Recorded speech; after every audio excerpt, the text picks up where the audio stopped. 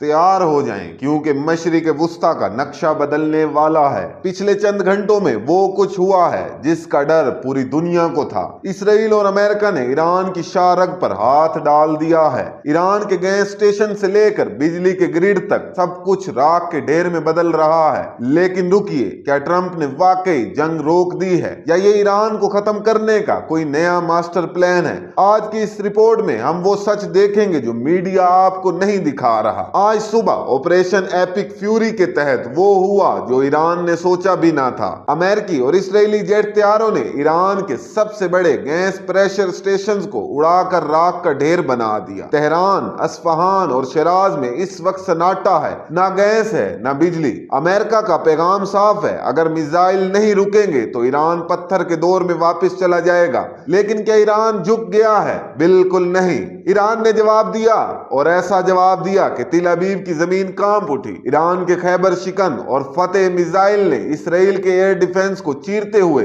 तिल अबीब के सेंटर में हिट किया। सिर्फ इसराइल ही नहीं, ईरान ने वार्निंग दे दी है कि अगर अमेरिकी अड्डों से परवाजें उड़ी तो दुबई, बहरीन और कुवैत भी महफूज नहीं रहेंगे। सोशल मीडिया पर वायरल होने वाली वीडियोज में देखा जा सकता है कि इसराइल के अहम फौजी एयर बेसिस पर आग के शोले बुलंद होते हुए नजर आ रहे हैं। नाजरीन, इसी दौरान डोनाल्ड ट्रंप ने वो कार्ड खेला है जिसने सबको चकरा दिया है। ट्रंप कहता है कि हमने 5 दिन के लिए एनर्जी साइट्स पर हमले रोक दिए हैं क्योंकि ईरान बात मान रहा है। लेकिन ईरान का जवाब सुने। तेहरान ने साफ कह दिया है कि ट्रंप झूठ बोल रहा है, हमने कोई डील नहीं की। तो फिर ये 5 दिन का वक्फा क्यों? दिफाई माहिरीन का मानना है कि ये वक्फा जंग को रोकने के लिए नहीं, बल्कि इसराइल को रीग्रुप करने और ईरान के अगले बड़े हमले को रोकने के लिए एक चाल है। इसका नतीजा क्या निकलेगा? नाजरीन, खाम तेल $110 पार कर गया है। अगर आबनाए हुर्मज मुकम्मल बंद होगी तो पेट्रोल की कीमतें डबल हो जाएंगी। एशिया से यूरोप तक फ्लाइट्स कैंसिल हो रही हैं क्योंकि हवाई जहाजों के लिए फ्यूल खत्म हो रहा है। ये अब सिर्फ ईरान और इसराइल की जंग नहीं रही,